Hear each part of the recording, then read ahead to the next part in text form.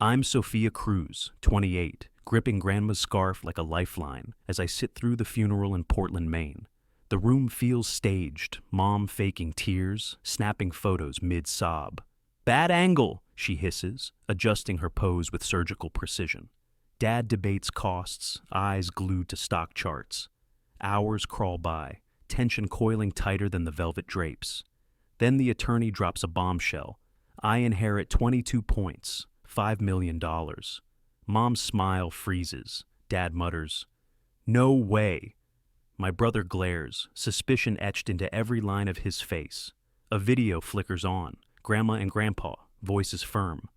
"Some of you only saw our money." My chest tightens, rage bubbling, but I hold still. That night, family dinner became a battlefield. Mom lunges, demanding I sign over control. I refuse. Her hand snaps across my cheek with a crack that silences the room.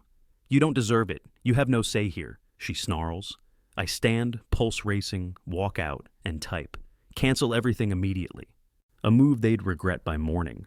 What I did next would flip their world. They thought they could break me. They were wrong. Before diving deeper, tell me, what time is it? Where are you listening from? It matters because by morning, my phone exploded with Dad's voicemail. "What the hell did you do, Sophia?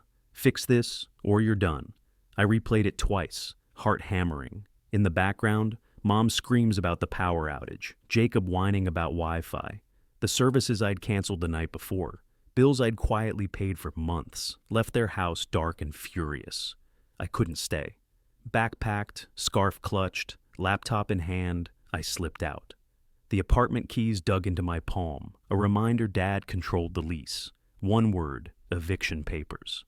I descended the stairs, avoiding neighbors, and hit the road before sunrise. The drive to Harbor House was endless. Dawn sketched the bay in gray light. At the steps, the door swung open. A middle-aged man with graying hair appeared. "Miss Sophia?" "Welcome," he said calmly, extending a hand. "I'm Luis Alvarez, estate manager." 15 years. His presence steadied me. Floors creaked under us as we entered. "Your grandparents trusted me," he said, producing a small USB drive. They knew family might turn ugly. In Grandpa's study, ledgers and papers from the seafood business lay scattered. USB inserted, files appeared instantly. First, an email chain from 3 years prior, Dad begging for $100,000, promising fast returns. Grandpa's cautious reply included transfer confirmation. Follow-ups revealed dodges, debts ignored. Another folder, journals. Mom taking real estate agents on tours, snapping photos under the guise of redecorating. Grandma noted the true intent, market value discussions. Thousands wired to Jacob's failed apps, property deeds quietly manipulated. My family had been siphoning the estate while pretending care. A tap at the door. Denise Ellis, housekeeper, entered with tea, eyes red. "Reading, Mrs. Crystal's records, not a question." She brought a box of printouts, loans, proposals, all unpaid. "Your mother tried getting signatures during hospital visits," she said. The evidence piled up like waves, relentless. I leaned back, chair groaning. Phone dinged, Brandy Kim. "On my way, heard about the mess."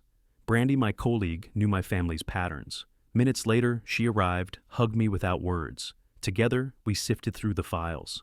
"This is insane," she said, pointing at a wire transfer. "They've been leeching for years." Her tech skills helped map the chaos. Panic shifted into purpose.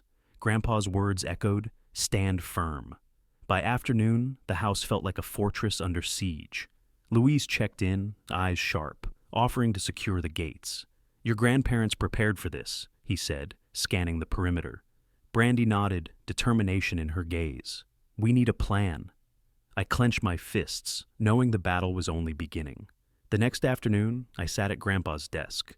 The USB drive still warm in my hand, adrenaline pulsing from yesterday's discoveries. The Harbor House creaked, a familiar comfort, but my heart raced. I needed reinforcements. I dialed Ryan Hayes, the family attorney who read the will. "Sophia, I'm on my way," he said, voice calm but edged with urgency. Within hours, the dining room brimmed with unexpected allies. Ryan arrived first, leather briefcase loaded with legal folders. "Your grandparents trusted me for 20 years, he said, setting up at the table. Victoria Grant, their financial advisor, followed, tablet glowing with account details. "I've locked the estate funds tight," she assured me. Anna Reed, Grandpa's business partner at the seafood chain, strode in, expression grim. "Someone's sniffing around our suppliers, digging for contracts." Denise Ellis, housekeeper, slipped in quietly, clutching a folder of her own records. Brandy Kim, my colleague from school, sat beside me, phone in hand. "Check this," she said, tilting the screen. Mom had posted on Instagram a tearful selfie captioned, "Betrayed by family, fighting for what's ours." Hundreds of likes and comments already poured in. "She's painting you as the villain," Brandy muttered, fingers flying to screenshot. I rubbed my temples, sting from Mom's slap still fresh. "They're relentless," I muttered. Ryan nodded, spreading papers across the table. "We can file protective orders, but we need evidence." Denise opened her folder, revealing bank statements highlighting transfers to Dad's failing real estate ventures. "Mrs. Crystal asked me to track every dollar," she said quietly. Anna leaned in. "Employees at the seafood stores reported suspicious calls, someone claiming to represent the family, prying for financials." My stomach tightened. Jacob's tech startup had always burned cash. Now he was hunting the family business. Victoria tapped her tablet. "Last week, withdrawals were attempted. Blocked because your grandparents changed access codes." A sudden knock. Luis Alvarez appeared, small hard drive in hand. "Miss Sophia, the security system recorded everything." We crowded around Grandpa's old computer as he plugged it in. Footage from the funeral day loaded. Mom wrapping silverware in her scarf, Dad pocketing a ledger, Jacob slipping a painting under his jacket. They moved like scavengers, fake tears barely dry. "That's theft," Ryan said, pen scratching furiously. "Couple this with the financials, and we have legal grounds." Brandy zoomed in on a frame. "Look, Mom checking prices on her phone while grabbing stuff." The betrayal cut deep, greed etched into every pixel. My phone buzzed, voicemail from Jacob. "You're making a mistake, Sophia," his voice low and threatening. "Hand it over, or we'll go public." Hands trembling, I played it for the group. Brandy frowned. "He's bluffing, but coordinated." "That Instagram post? Not random?" Victoria leaned forward. "Your grandparents built a trust to protect this estate. Portfolio details, $22.5 million, mostly business assets." Anna added, "Seafood chain employees are loyal. They'll back you if this hits the community." Denise spoke softly. "Mrs. Crystal warned me. Watch Mom closely." Her folder revealed a letter from Mom to Grandma, dated last year, pushing for a quick sale of Harbor House, "for your benefit." Attached appraisal showed millions in potential profit. I paced, the weight of lies pressing down, yet the team around me felt like armor. "Next step?" I asked. Ryan flipped open his laptop. "We compile it all, camera footage, financials, the letter, and file emergency orders. Main courts act fast on clear evidence." Brandy's phone pinged, another post. Mom doubled down, spinning my stability into doubt for her followers. The fight was escalating, and I wasn't backing down. Comments from local business owners I recognized hit like daggers, questioning my character, my integrity. "We need to counter this," Brandy urged, already drafting a response from my account, urgency sharp in her fingers. Louise checked his phone. "The gates are secure, but I'll monitor for visitors." Anna nodded. "I'll warn store managers to report any more strange calls." The room hummed with purpose, each person a shield I hadn't known I'd need. As daylight faded, I looked at the team. Grandpa's words rang in my ears. "Stand firm." They thought they could bully me. Every lie they told only built my case stronger. 3 days later, my phone wouldn't stop buzzing. I sat in Grandpa's study, Harbor House quiet except for the faint hum of waves outside. Brandy Kim leaned over my shoulder, laptop open. "Your mom's gone viral," she said, voice tight. I glanced at her screen, Mom's latest Instagram video, black dress, dabbing tears. "My own daughter turned against us, stealing what belongs to the family," she cried to thousands of followers. Comments poured in, locals I knew calling me greedy, unstable. My throat tightened, but I pushed it down. Brandy scrolled further. "She's tagging Portland businesses, stirring trouble." I checked my email. Principal forwarded a message from Dad. We're concerned about Sophia's mental state, claiming I wasn't fit to teach. The school hadn't bought it, but the accusation stung. They're attacking from every angle, Brandy said, fingers tapping furiously. My phone pinged again, DM with a video link.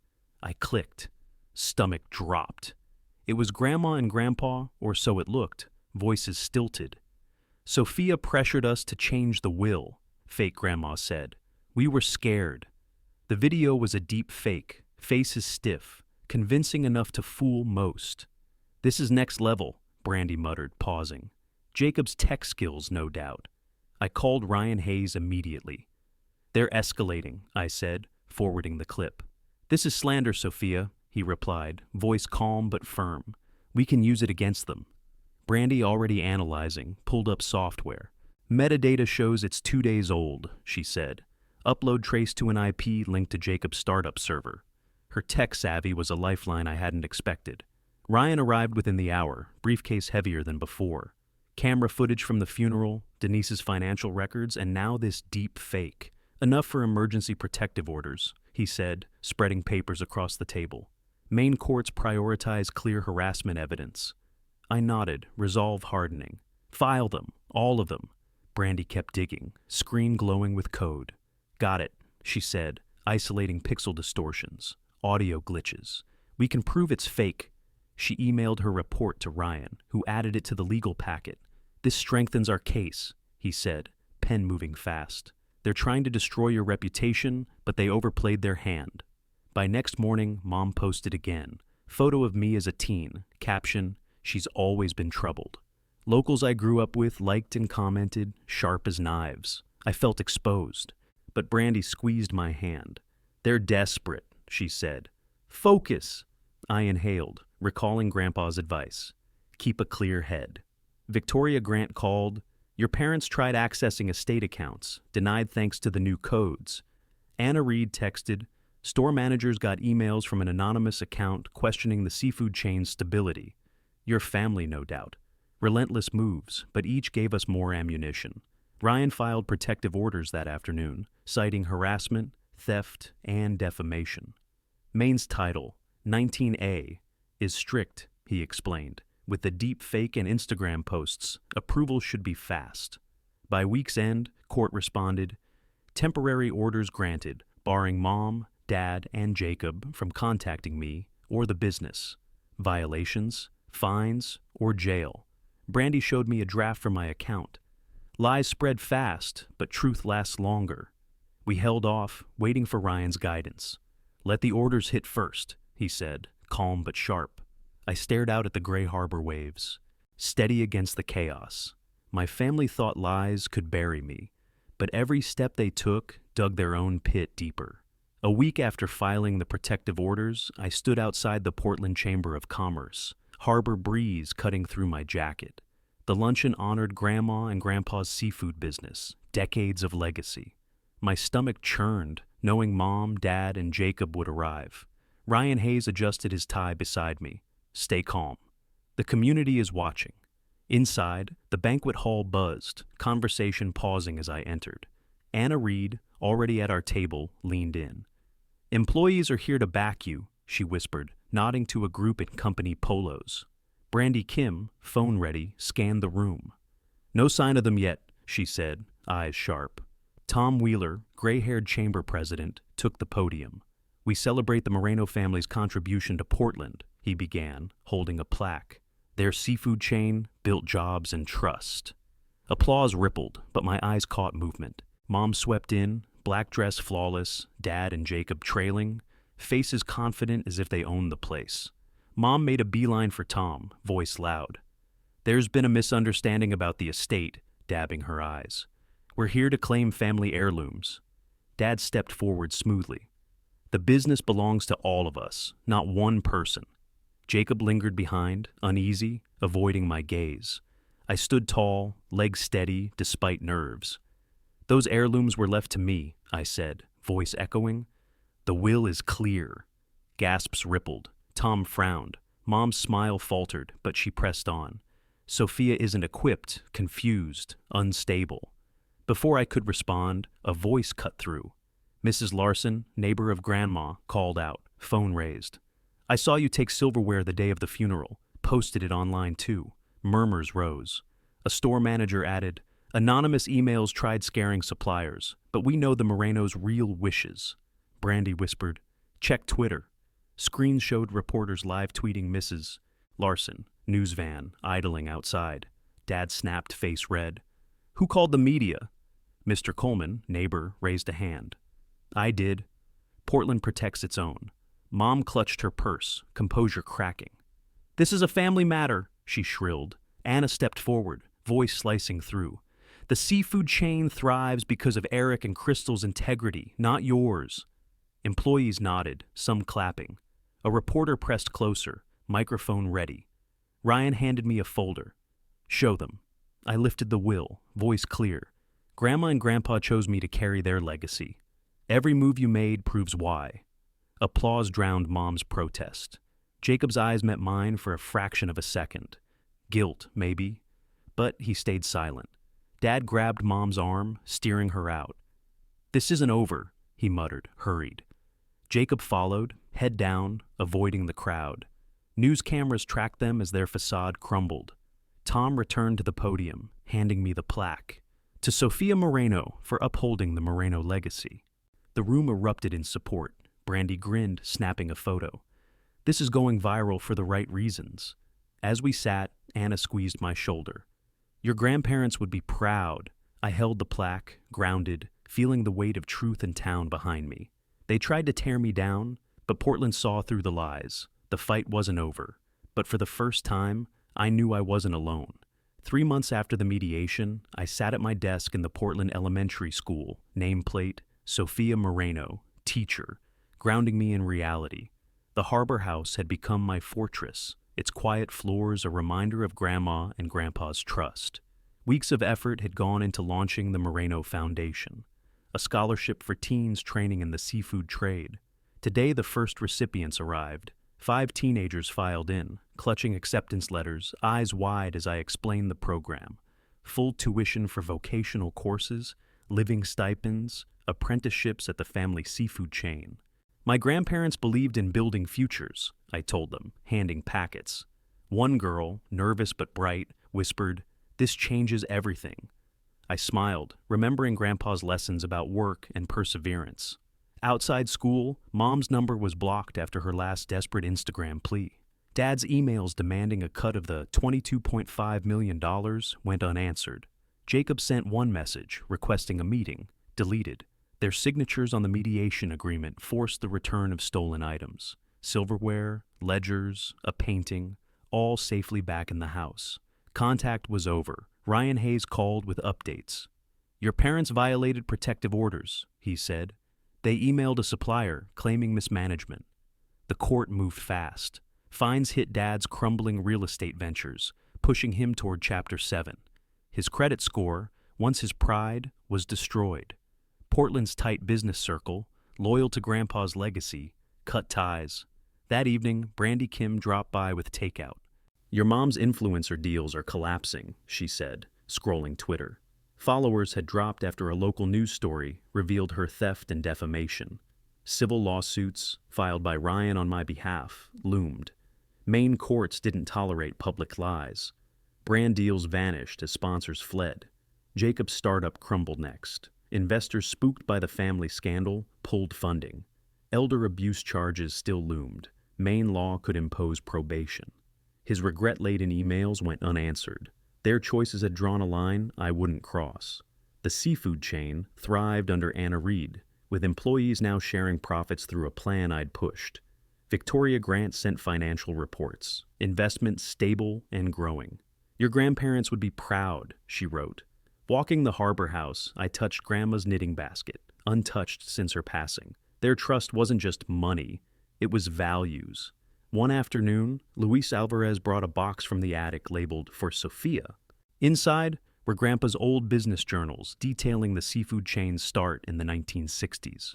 A note from Grandma peeked out. Stand firm, Sophia. Family is who lifts you, not who takes.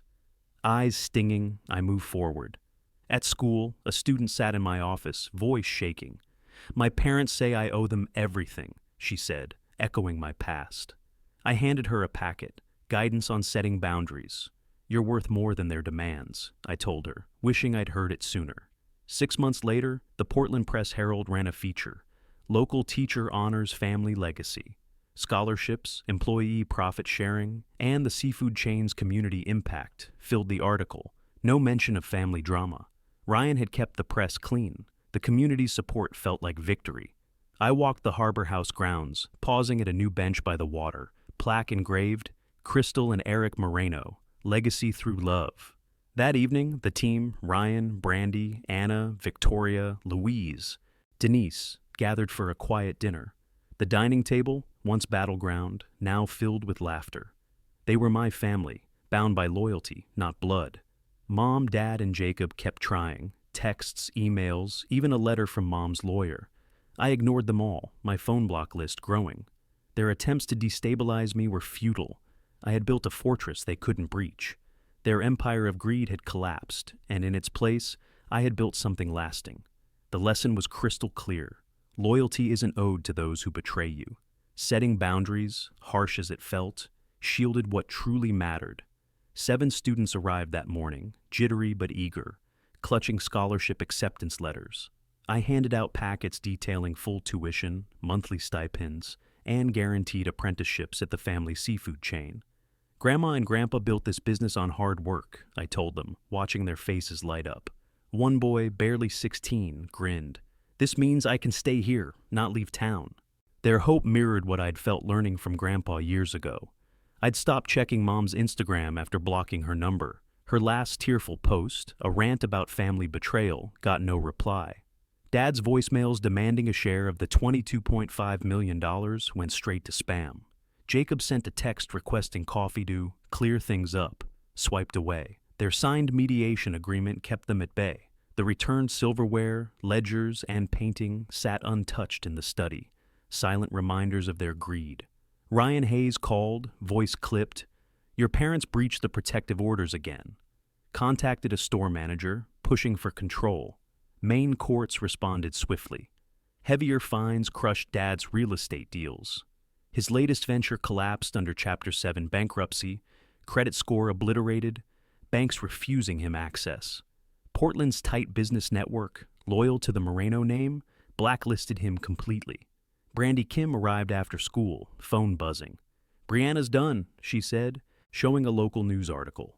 The Portland Press-Herald had exposed Mom's theft at the funeral, supported by mediation leaks. Influencer contracts evaporated, sponsors fled, and the slander lawsuit I'd filed through Ryan gained momentum. Maine's laws on defamation were unforgiving. Jacob's tech startup imploded next. Investors, spooked by the public fallout, pulled funding. Elder abuse charges still loomed. Maine law could land him probation, or worse, for his part in the financial schemes. His last apology-laden email sat unread. I wasn't offering second chances. The seafood chain strengthened under Anna Reed, rolling out an employee ownership plan I had championed. Workers, many who'd known Grandpa, now shared in profits. Victoria Grant emailed updated financials, the estate's investments secure, even growing. You're honoring their vision, she wrote. Walking through the Harbor House, I paused at Grandpa's old desk, where a faded photo of us fixing a delivery van hung. One evening, Luis Alvarez handed me a sealed envelope from the attic. Your grandparents left this for you, he said. Inside, Grandma's letter read, Sophia, choose family by their heart, not their name. Her words grounded me, a beacon through the chaos. At school, a shy student lingered. My family expects me to pay them back for everything, she murmured. I handed her a folder of legal resources and boundary tips. You don't owe them your worth, I told her, echoing the lesson I'd learned the hard way. 6 months after mediation, a local paper ran a story. Moreno Foundation lifts Portland youth. Scholarships, profit sharing, community impact, no mention of my family's drama. Ryan had ensured it stayed quiet. The community's support was enough. I stood by the harbor, a new garden planted where Grandma once grew herbs, plaque reading, Crystal and Eric Moreno, built on trust. That night, Ryan, Brandy, Anna, Victoria, Louise, and Denise gathered for dinner.